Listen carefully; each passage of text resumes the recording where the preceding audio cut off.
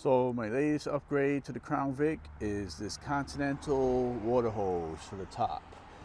Now these are supposedly way stronger than the regular stock one, and they all come in the blue. So these are the high performance, heavier duty, cheap little upgrade where, you know, these hoses are getting old, the car is mostly original.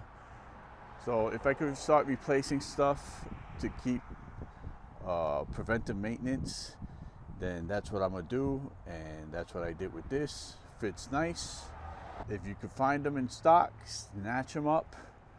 You know, I got the lower one, but I haven't changed it yet because that's a spring project and that could wait. I don't want to change all the radiator fluid because I had just did that in the fall. So that's my quick little update to the Crown Vic, and the blue kind of looks cool.